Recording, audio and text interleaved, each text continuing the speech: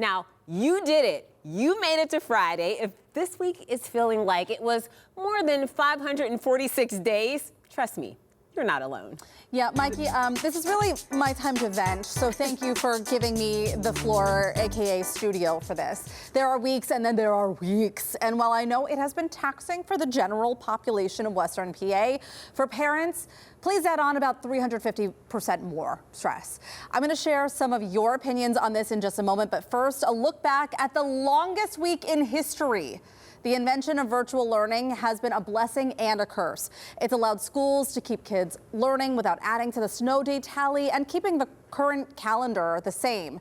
But it has also allowed schools to so easily call a day at home. Learning from home, as you know, creates a new wave of stress if your kids are young enough that they still need supervision, and you now have to navigate who's home with the kids and handling all of that as well. Some schools have also canceled classes altogether, while others have gone the 2-hour delay route. Between the snow and extreme cold, I think districts have tried to navigate this the best they possibly could with the options available to them. I'll tell you, Mikey, we've had a combination of all of this at our house with snow delays. Rocco, for instance, his school was canceled altogether after the first 2 days of virtual learning. So he has been off from school Wednesday, Thursday, Friday, which has meant, you know, kind of this whole nightmare scenario of who's going to watch the kids. The girls have had 2-hour delays. Our babysitter was snowed in Mount Washington. So, you know, because a lot of the city streets were still not being plowed and not efficient yet to drive through. So it has been a nightmare scenario. Now, unofficially, I took a poll on Instagram to find out how parents are feeling on this Friday. The general consensus was that it feels very much like we are back in the pandemic. Those early days of trying to navigate it, because even though we knew the snow was coming, I don't think that we understood the effects that the cold would have on the other side of it. So we dealt with all of that and then trying to figure it out. And a lot of employers still want people to come into the office. So trying to navigate all of this stuff has made it for a very stressful week. We just kind of wanted to give this space to allow everyone to take a deep breath, applaud yourselves for getting through it. Ron, I don't know what it's been like for you. Yeah. You're in Mount Lebanon. They don't even bus. So you don't have to worry about the buses not being able to start up, but then you have to worry about the kids walking to school. Well, yeah, I was a little surprised this morning. We had temperatures down 5 below. We tied a record low. And the kids, yeah, they're still in school this morning. And, you know, it was cold enough that the kids, I know that my daughter came home yesterday and she was like, we're not going to school tomorrow. I said, you're not? And she's like, no, it's going to be too cold for walkers. So you're kind of in that where you don't know. Is it going to be 2 hours? Is it going to be a cancellation? Do you have kind of a plan either way? Yeah, it was not fun. This prompted Jordan and I to have a conversation yesterday, and I said, you know what? We need a backup plan. Like, we don't have anyone who back can up to the backup plan. to come to the house to watch Logan. Like, we need a neighbor. We need to do a Heather Abraham, and we need someone close who could watch Logan, because if he and I are both at work and the babysitter is snowed in or not available, what's the plan? We don't know. We don't have one. It's just you know, people who have kids know this, but it is just you can't foresee everything. And then it's navigating, as Ron said, you need a backup plan to the backup plan. Because in our situation, we had a backup plan, but then we needed a C and a D this week. Oh yeah, sometimes. Yeah, it's been a week. It's been a week, and I feel the pain. So we're going to work on that. We're gonna figure it out. Collectively, let's all just take a deep breath. We're about to come out of the tunnel and see downtown Pittsburgh. And there's a lot of snow. Oh, it's beautiful. See, and you know what? For my days of reporting and anchoring, do you know what I see? I see the frozen river, and I think, oh boy, there's going to be flooding. Oh, that's how you know that's hopefully coming. not. Yeah, it's going to be a while before all of this is really melting off, guys. So. All right. Thanks, Ron, we're going to check back with you in just a bit. All right. Okay. All right. Well, the Grammys, they are back, and the lineup is stacked. Lady Gaga, Justin Bieber, Sabrina Carpenter, Olivia Dean, love her. They're all hitting the stage, and last year was a blast, so we'll be watching to see if Sunday can top it. I know. I can't wait to watch this. And Sabrina Carpenter will be the first act. So we can't wait to see what she's going to perform. And, you know, you and I both love Olivia Dean. She opened for Sabrina Carpenter on tour, so it was really cool to see her. Fingers crossed for everybody. So this got us thinking, what moments in music history do you still think about? Let's think. Michael Jackson's Moonwalk, Madonna's Cone Bra. That was a good one. That's our question of the week. What's the music moment you'll never forget? And hot off the presses, we have your responses. So many responses. All right, so we're going to get to Ernie, the Bad Tour tour at the Civic Arena, Mike vanishing on stage and reappearing in a different part of the stage. We had a lot of responses about this. And when he's saying Mike, he means Michael Jackson. Michael Jackson. Just real casual. But then when the Civic Arena, that was like, what?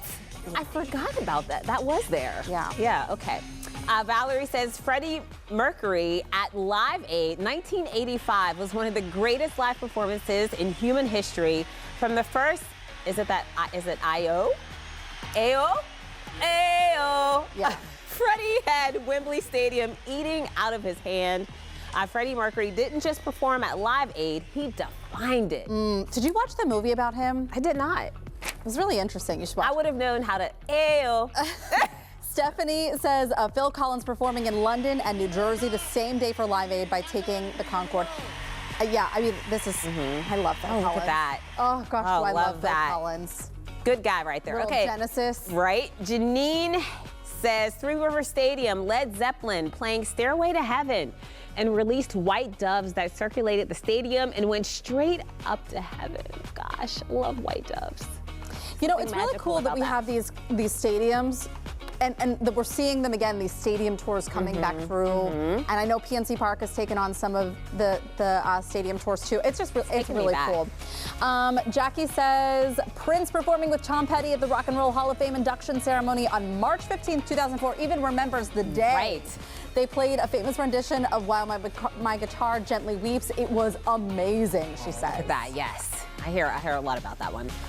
Marion says Run DMC playing with Aerosmith, Walk This Way. That was a classic, for sure. Walk This Way. Yeah. And Run DMC. And Run DMC. Classic group. What a Walk combination. This way. We're so excited that you weighed in on this. Thank you so much. It was a lot of fun and bringing back some memories for us too. Don't go anywhere because still to come on Talk Pittsburgh, an animated movie with an all-star cast and the newest Marvel project turning heads with its originality. I've got your weekend popcorn plans ahead. And have you heard KDKA's Megan Schiller sing? Well, if not, that ends today. Later this half hour, Boaz is having a Flashback Friday with a little help from the KDKA team. But first, he is out of the elements at Acrisure Stadium. Boaz, you got to tell us what's happening out there. Oh my gosh, yeah, some of the nation's best snowboarders are coming to Pittsburgh this weekend to show off their skills, and you can come watch them for free. We're going to tell you how after the break.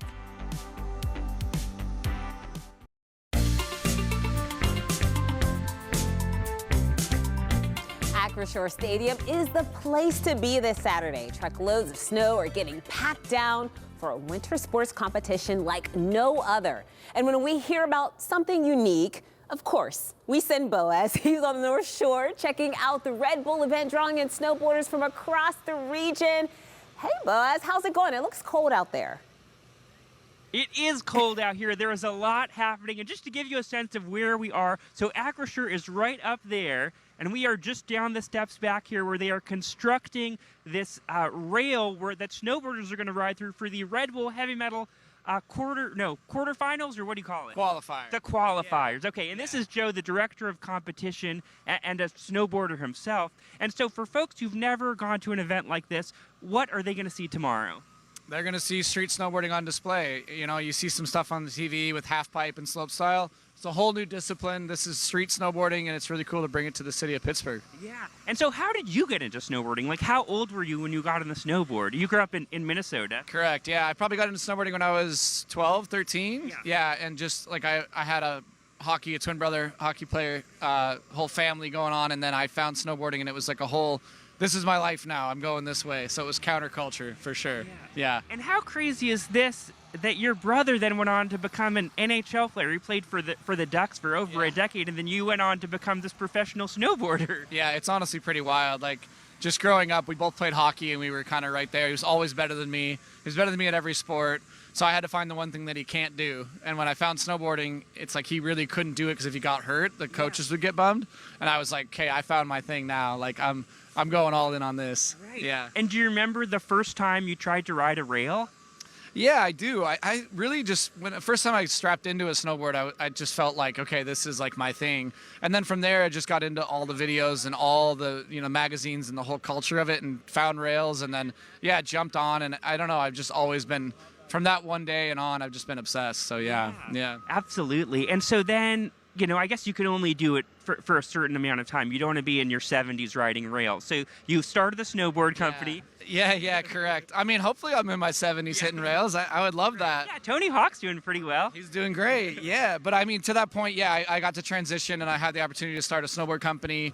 And now that's kind of my way of staying involved. And I love like giving back and kind of all the things that I saw that resonated with me as a kid. I get to now have a company that can kind of do that for the next generation, which is really special. Yeah, and then you became the director of competition for this event, which, I mean, this goes back to the early 2000s. It sort of disappeared, then it came back a few years ago, and what a great way to bring up the next crop of snowboarders. 100%. That's what this event is really cool with the heavy metal, with the qualifier now, with people getting to the final. But we're seeing, we're helping kind of people find their footing in their career a little bit. If you put on a good show here, the right sponsor sees, you have a good result, it could change kind of the course of your career. So I feel really lucky to get to like have a small part in that. Yeah. Well, let's talk about how you're getting ready. So behind us, we've got this crew who is welding these railings on top of the railings. Yeah, exactly. So this is, Acrisure Stadium, which is private property. You wouldn't really ever get to snowboard on here. So we got the permission to do this. There was a little bit of gaps in it, so all they're doing is adding kind of a cap over the top to make it one really solid rail. And now if you found this thing in the street, you'd be like, this is a dream rail. Yeah. So to have the freedom to get to hit it, I think we're going to see some really cool tricks going down. And then you're bringing in this other snow from Boyce Park where they use the snowmaker to make it because it's a different quality of snow, and that's better to ride on. Yeah, moving this stuff around, you're going to get a more firmer kind of base, and then the fluffy stuff is good for kind of riding down and maybe throwing some on the stairs, but it's mainly you're going to want like a firm so you can set an edge in for the landing and the takeoff. Yeah. And so paint a picture for us tomorrow, afternoon. There'll probably be thousands of people out here drinking free Red Bull, I could only presume. Yeah, exactly. And then people will be starting up at the top, the competitors, and then riding these rails down. I mean, will there be music? Yeah, correct. There'll be some music. I mean, it's going to be good energy. And the thing is with the street snowboarding, it's a feeling out process. You're going to see people testing the speed, getting on, kind of feeling it out. But then I think when the crowd gets excited and this thing turns on, you're going to see people really there's going to be some really cool stuff going down. Yeah. Well, thank you so much, Joe. It's sure to be a very fun event. In fact, I am sure it'll be a really fun event. See what I did there? I see exactly what you did there. Oh, Buzz, I know you're a man of many talents. I was hoping to see you on a snowboard there. What's the deal with that? Where's your board? I was going to ride a snowboard down the rail, and then we have this thing with work that we can't really do any dangerous things. I didn't sign the waiver yet, so unfortunately I won't be able to ride on camera. Yeah, that makes a lot of sense. Yeah, Smart play otherwise, there. yeah, of course. Otherwise, right. All right, thanks so much, Boaz. Stay warm out there. Tomorrow's event, it is free, which is really good. And we're going to have more information on our website, kdka.com/talkpittsburgh. Well, next on the show, Ron's keeping an eye on your snowboarding forecast. Hey, Ron, do you have a board? I do not. But, here's the thing. You said stay warm out there. It's kind of hard when temperatures as cold as what we saw this morning. In fact, it was record-setting the morning that we saw. More on your forecast coming up.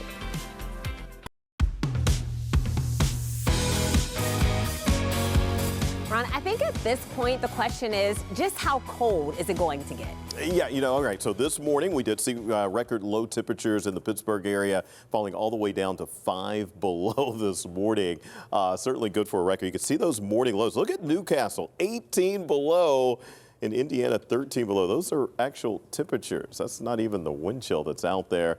Certainly was a record-setting day. 5 below, that was good for tying the old record set all the way back in 2019. And tomorrow morning, we'll likely set another record, Mikey. The record low on Saturday is 5 below. I'm forecasting a low of 9 below. What? Is there a point in time where it just doesn't feel any colder? Like, does -5 degrees, does -10 feel any colder? To me, it's funny because it almost at this point, it just, even when you walk outside, you're so acclimated to it. It just feels normal at this time. I can't imagine when we finally get back into the 30s, what it's actually going to feel like. I will say this. It might be a while. It could be maybe even past Valentine's Day, the next time that we get above 32 degrees. So boy, you're really giving us something to look forward to. I know. Let me show you one thing though that's really cool. I want to thank Karen for shooting this into us. These are ice pillars that she caught out in the Butler area. All right. So what is an ice pillar? The ice that's suspended in the atmosphere will act as kind of like a light shaft at times.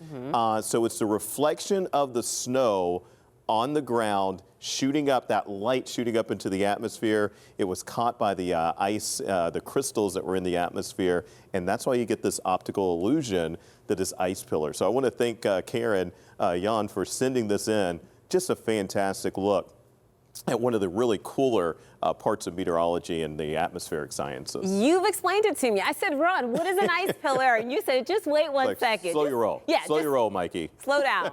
Thank you. It's really cool. All right. Well, after a weird, snowy, freezing week, let's make some plans on the couch. Don't you just want to get warm with a cozy, good blanket and a good binge watch? Lucky for us, Heather has your popcorn plans. Mikey, that's all I want. I know. I just want curled up, nice and cozy. That's it. And we're going to start with a fan favorite because Shrinking is back for season 3 with the same lovable characters. Take a look. Alice is going to be heading off to college soon. I'm going to play soccer in Connecticut. How you dealing with it? All I want is for her to live with me until I die peacefully. And then she can go off and make whatever mistakes a young woman in her 70s might make. Well, that sounds healthy. I know I got to move on, but I'm so stuck, man. Things change suddenly with the break of the dawn. Life is going to keep demonstrating what you need most. We've got great friends. It sucks that we're such good people. Right? Got a job that we love. It's a good life. If you haven't watched any of this series yet, it's a feel-good, realistic to a degree, and is just a good reminder that we're all going through something. Shrinking follows a therapist played by Jason Segel, who lost his wife and is raising his daughter. She's now heading to college soon and enter the real-life feelings of empty nesters. The cast is phenomenal, including Harrison Ford, who you saw, and was created by the same minds behind Ted Lasso. If you're not caught up, you have plenty to watch.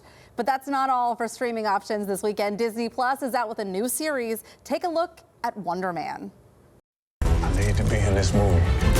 I was born to play this character. Acting is the sum of everything you've experienced. The joy, sadness, loss, heartbreak.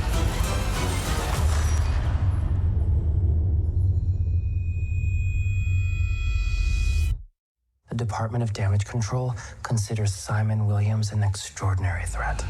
Ooh, Marvel Entertainment has done it again. In this 8-episode series, we're following Simon Williams, who wants the role of a lifetime, but it appears the role is bringing to life his own superpowers. And listen, anytime we have a show that follows comic book characters, we know there's going to be a lot of eyeballs and a lot of critics. Rotten Tomatoes reviewers are praising the show for its originality, chemistry between the characters, and with less superhero action, you don't feel like you need to be deep in the Marvel universe to watch and enjoy. It's now streaming on Disney Plus. Now, how about we grab a date and head to the movies? Hear me out. This next one is an animated film, but it's a thought-provoking sci-fi futuristic one that's getting rave reviews.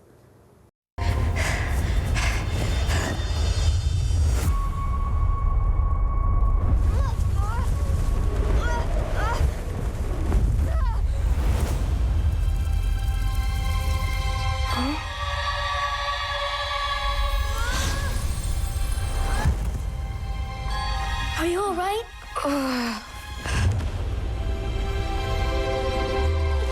What's your name? Arco. What year is it? It's 2075. Tell me where you're from. I can't. Little boys don't just fall from the sky. It's as if he didn't exist.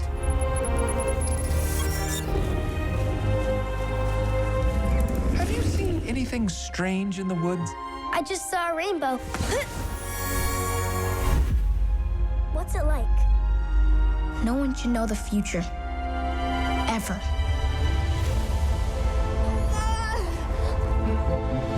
There was a diamond on my suit. I can't go home without it. Looks like an old throwback cartoon, but this promises a stunning storyline about hope, friendship, and the future.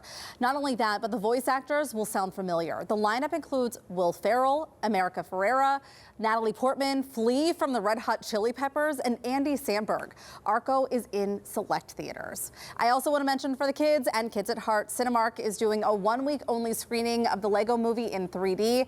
And that wraps up your popcorn plans for this weekend. Happy watching. Those are some great picks, Heather. together.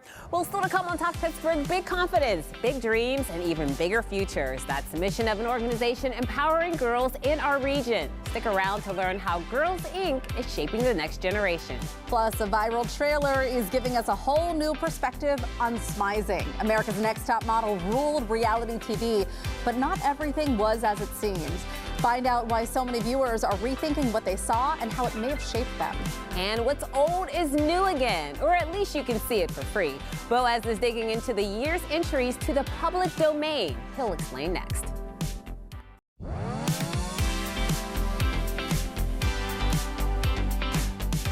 The start of a new year can mean a lot of things to a lot of people. Maybe it's a month you refrain from drinking or the month you join a gym. Yeah, maybe it's when you start collecting your tax documents. But for Boaz, the first month of the new year is exciting for a very different reason.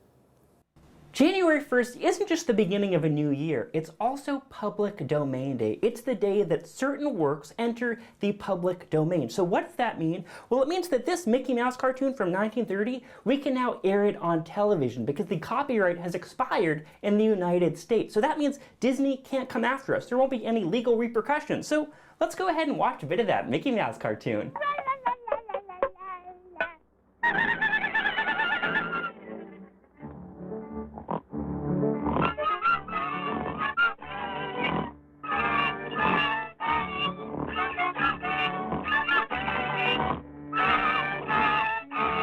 Looking good, Mickey. Now, we can't sing any Taylor Swift on television, but we can let Megan Schiller sing Embraceable You, the classic Gershwin Brothers hit from 1930. It just entered the public domain, so take it away, Megan. Embrace me, my sweet embraceable you. Embrace me, you irreplaceable you. Just one look at you, my heart grew tipsy in me.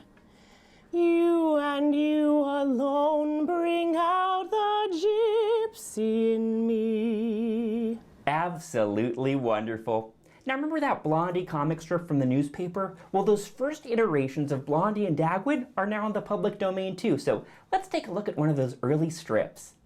This is Blondie, Dad. She's awfully bashful and shy. You'll love her. Oh, tee-hee, I always feel so boop-boop-a-doop when I meet my boyfriend's papas. Hasn't aged a bit. Now, in 1930s, the comedy classic Animal Crackers, starring the Marx Brothers, premiered. Let's watch a bit of it. There's something that I'd like to state, that he's too modest to relate. The captain is a moral man. Sometimes he finds it trying. This fact I'll emphasize with stress. I never take a drink unless somebody's buying. He's a very moral man. If he hears anything obscene, he'll naturally repel it. I hate a dirty joke, I do, unless it's told by someone who knows how to tell it. Captain is a very moral man. The razorback swallowing the African explorer. Did someone call me Schnorrer? Hooray, hooray, hooray. Still funny after 95 years. And another one that's in the public domain, Dashiell Hammett's classic detective novel, The Maltese Falcon. Let's listen to David Highfield read a bit of the second chapter. Cold, steamy air blew in through two open windows, bringing with it half a dozen times a minute the Alcatraz foghorn's dull moaning. A tinny alarm clock, insecurely mounted on a corner of Duke's Celebrated Criminal Cases of America, face down on the table, held its hands at 5 minutes past 2. And let's end with another cartoon. Now, we couldn't air this last year, but here's Flip the Frog.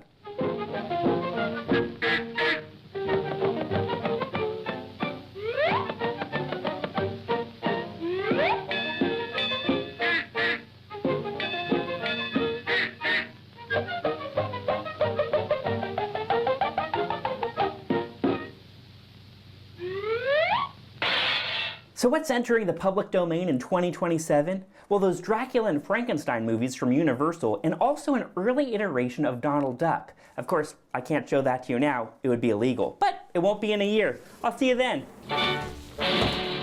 That was the most unhinged thing I've ever seen. I was like, what did we just watch? I mean, I feel like we learned a lot, and I was trying to think of like what clips we can use that we saw in our show, because they're public domain now. I don't even know. I'm speechless. I loved every second of it. We laughed, we cried. David reading, my goodness. That was what we needed on a Friday. Yeah. If you want to learn more about what's in the public domain this year, we've got a link where you can check it out for even more films and music. We'll have that on our website. All right, well, still to come on Talk Pittsburgh, Tressa and a 40 under 40 recipient are bringing the good and the bold to our studio. Plus, we've got some good news to share today. The Steel City is giving back to its neighbors. We'll show you how. Talk Pittsburgh. We'll be right back.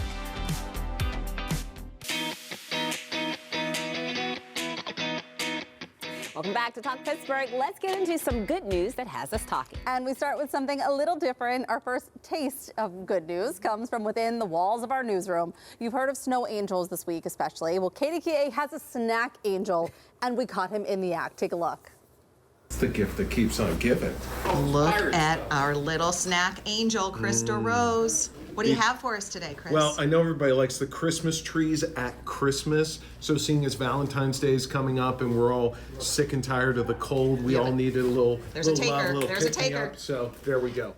I got a whole bunch of boxes. This isn't the first time Chris has done this, and I No. feel like he has it in with Little Miss Debbie. I think he does too. Like, I was feel like wondering him the and same Deb- thing. Him and Deb are in on something together. Well, in fact, our Talk Pittsburgh Snoop Cam captured this spread that was set out in November out of his own pocket, providing the newsroom with oatmeal pies and Nutty Buddies. Just the boost that we needed. I had 2 oatmeal pies today. We applaud you, Chris. Thank you for thinking of others. Well, the 412 Gives Back Gala is this weekend. The theme is a passport to Europe. The sold-out event takes place tomorrow night at the Omni William Penn Hotel. But don't worry, you can still participate in the live silent auction where you can bid on some great prizes. Just head to the 412 Gives Back website to register. And you know those people who quietly make the 412 better without a lot of hype? Well, every year, Pittsburgh Magazine chooses someone they think is helping to move the city forward. And they just named Jeremy Waldrop their 2025 Pittsburgher of the Year. He's the president and CEO of the Pittsburgh Downtown Partnership. They say he's one of the people behind a lot of the new changes you're seeing downtown. So congratulations to Jeremy on this big recognition. And I love that picture of him, the black and white. It looks really good. official. Well, let's keep the positive train rolling with someone who loves good news, especially when it happens in our city. Yeah, Tressa Glover of the Yins Are Good podcast is here, and today she brought along Marisa Escajeda, who runs a program that encourages young ladies to grow and succeed. Welcome, ladies. So tell us a little bit about how you guys got together. Oh my gosh. Yeah. I actually got an email from Marisa. It's how it all started. And and that's what I love about the show is because I encourage people, like, write to me, let me know, who, whether it is yourself or your organization or a neighbor or someone doing good, let us know about it. And as soon as I was reading, what all of it, I said, oh my gosh, yes, Marisa, we must. Well, and what do you find remarkable for people who aren't familiar with the organization? What do you find remarkable about it? Well, we only have a limited amount of time. Sure. So I will say this, that as a former young girl, and I wish that what you all do, the programs that were available to me, it is remarkable what they are doing, the programs, how they are. And you said this to me during the podcast, that you don't use the word empower because the idea is it's already in you. And it's the idea of we're just showing you how to pull out your strength and your power. It is already in you. And it's just all of that's just a part of it. And then Marisa herself is so inspiring and so tenacious. And the more that I speak and talked with her, it was just like, I'm a big fan. Yeah. Oh, Marisa, what is the mission of Girls Inc.? Is it about that pulling out, that power that's deep inside of you? Yeah, so Girls Inc. of Greater Pittsburgh, so we envision a future that each girl sees themselves as strong, smart, and bold. So we really want to, as Tressa said, and it was a pleasure meeting Tressa on the podcast. We had a lot of fun together. But what we really want to open up is a safe space for girls to explore their interests, to explore what's going on in their world. And as she said, we don't look at it as an empowerment organization. We are looking at it as a safe place for you to find what your inner power is, where's your voice, and how do you use it outside of this room. And there's a lot of programming that goes along with this. So what are you using? What are your tools in your tool belt that you're using to help this mission? Yeah, so we actually have a curriculum that our program staff writes each semester, and it's really focused on leadership, advocacy, healthy living, STEM. And so each week the girls are learning a different lesson after school in one of those areas. And don't you find, though, just being around, and I think that this is like one of the reasons why Girl Scouts are so empowering too for these, or maybe I shouldn't use that word, but so powerful is because you're around other young women and you're kind of feeding off of that positive energy of like, we could do this, you know? Yeah, and that's really a big part of it too is, so we actually have college mentors who go into the spaces and mentor our elementary school girls. So they're, you know, I'm not saying that they're close in age, but they're closer than if I was going into this space. Yeah. And so there's a shared kind of experience and thing that they have together in that room. Love that. Tressa, what really stood out about Marisa when you first heard her story? It is, the more I learned about her personal story and how connected and how she is so connected to the work she does. And as a teenager, I mean, I don't want not to speak for her and her story, but hearing her and how you got through and continued and decided, hey, I'm going to turn around and here's what I'm going to do and help young girls, and not just the way that maybe I needed to be helped, but in the myriad ways the girls across the board need to be helped. Now, it's so powerful. Now we need to know, what did you get through? I wouldn't say it was, no, that's great. No, so I actually had my daughter, I got pregnant my junior year of high school. And so I didn't have a lot of advocates. I didn't have a lot of people that were believing in me at that time except in my house. So I see Girls Inc. as a space where we are giving girls and helping them find their voice. So then when they face challenges, when things come up, they have that for them, and we're that kind of advocates for them, showing them what's possible. Yeah. Something I needed. You needed that. You needed someone in your corner. You're that person now for so many young women in our area. So thank you very much. Thank you for what you're doing. Thank you both. You can listen to Marisa's interview with Tressa on the Yins Are Good podcast. It's available on most audio streaming platforms, and we'll have a link to it on our website too. All right, so to come on Talk Pittsburgh, we're checking in with Barry Pintar in the newsroom for your first look at the KDK Evening News. I was rooting for you. We were all rooting for you. How dare you? Learn something from this.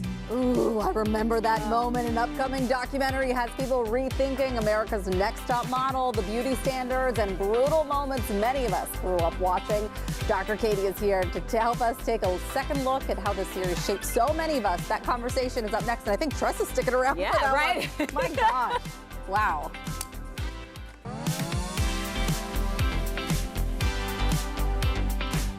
Can you believe it's been 23 years since a reality show about the modeling industry became a global phenomenon? Okay, now I feel old. Yeah. Because I grew up watching this. America's Next Top Model promised contestants a modeling contract, a fashion magazine spread, and the chance to become the next big supermodel. Do you remember this in the opening? I remember the whole line. All of it. But to get there, they were pushed to the extremes, all to answer the iconic question, you want to be on top? Yeah, from bullying to body shaming to accusations of racism. A new documentary will examine the impact those moments had both on contestants and you at home. And we'll hear from some of the contestants in the documentary, as well as the judges and host Tyra Banks, as they reflect on the show's complicated history. It was very, very intense.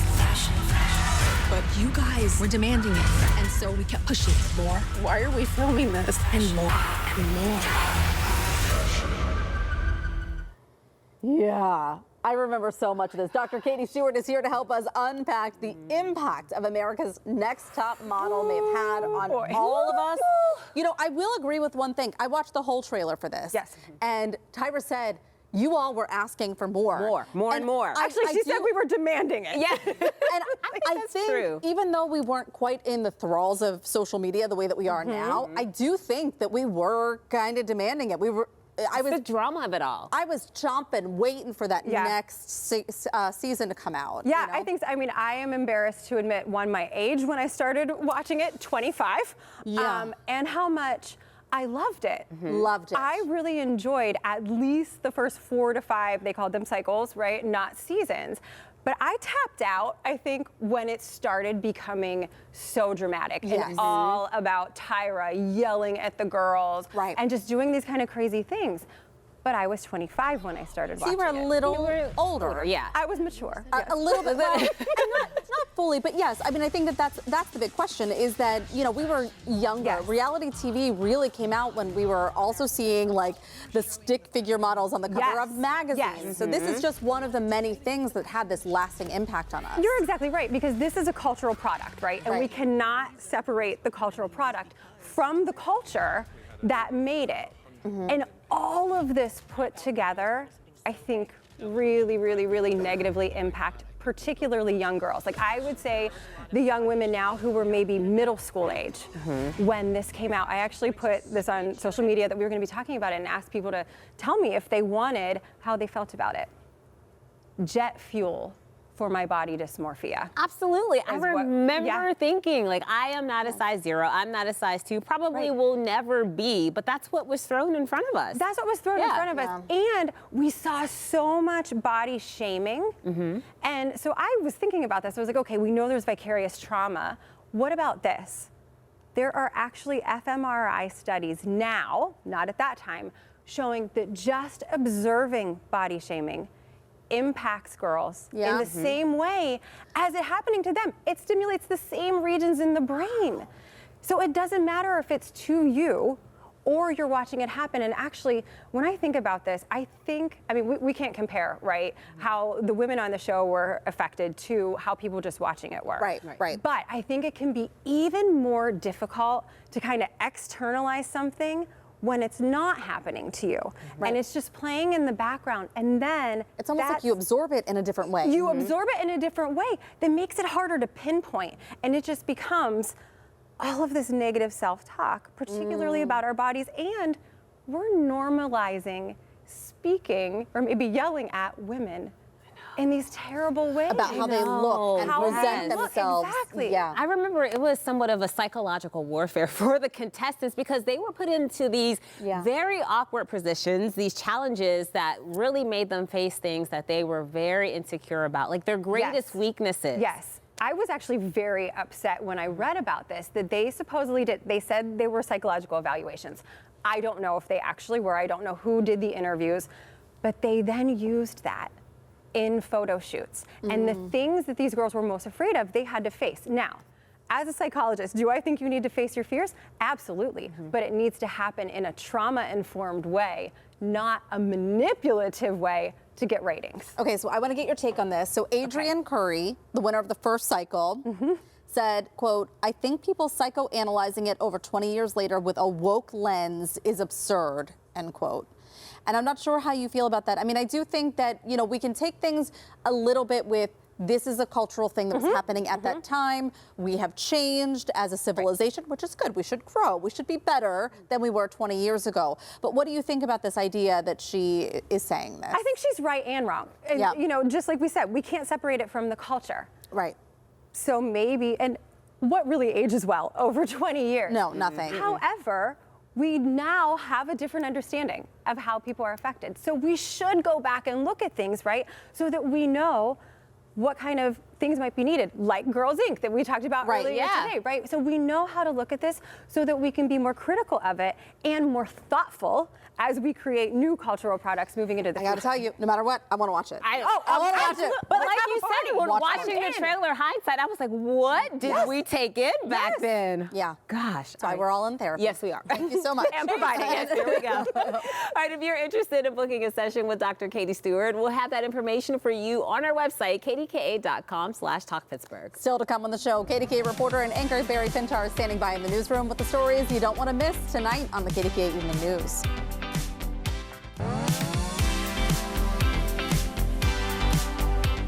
Take a moment to find out what you can expect to see on KDKA TV News tonight at 4, 5, and 6. Barry Pintar is in our newsroom with some of the stories our news team is working on. Barry? Yeah, good afternoon. Heather and Mikey, here are a few of those stories our team has been working on all day. First, we have more details about that tragic accident yesterday that resulted in a car plunging into the Allegheny River near downtown. The 31-year-old female driver did not survive that accident. We have the latest on how it happened, as well as a talk with Pennsylvania State Police. Also, a KDKA exclusive, Bob Pompiani goes one-on-one with just announced new head coach of the Pittsburgh Steelers. Bob sits down with Mike McCarthy to talk about everything from the quarterback opening, potentially, to what he plans to do to take the Steelers into a whole new era of winning.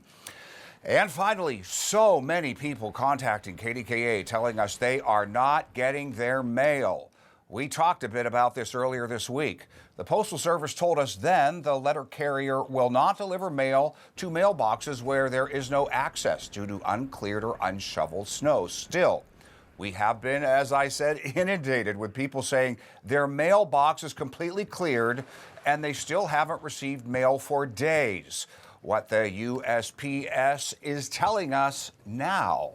All that and more starting up in just a few minutes on the KDKA newscast. It's really interesting how many people are not getting their mail. In fact, I know some people have, like you just said, have cleared their mailboxes and not getting it. So what are you supposed to do? Well, actually, one of the things we're going to talk about tonight, because I'm actually the guy on this story, it's not just clearing to the mailbox, it's a clearing the approach to the mailbox as well. So that's just a tease of things to come. But we'll talk a lot more about that. People are very upset, though. There's no doubt about it. All right. Makes sense. Thanks, Barry. You're welcome.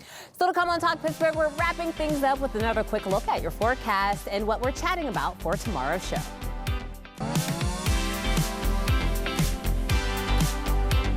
Give yourself a pat on the back. We did it. We made it through one of the coldest weeks on record with a snowstorm on top of it.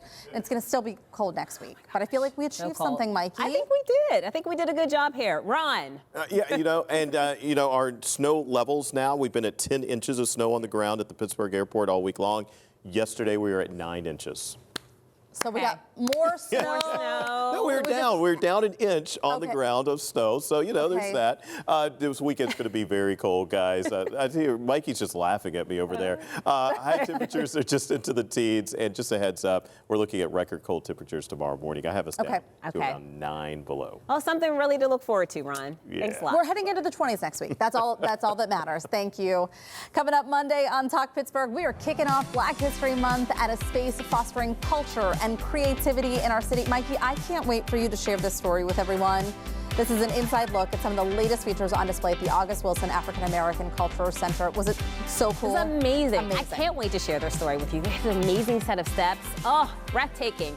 And grab your coffee and your critter-based predictions because Groundhog Day is almost here. Will it be spring vibes or 6 more weeks of shivers? Boaz is making the drive to Punxsutawney to put Talk Pittsburgh boots on the ground. Thanks so much for joining us for Talk Pittsburgh. We're also streaming on CBS News Pittsburgh tonight at 9. KDKA TV News at 4 starts right now.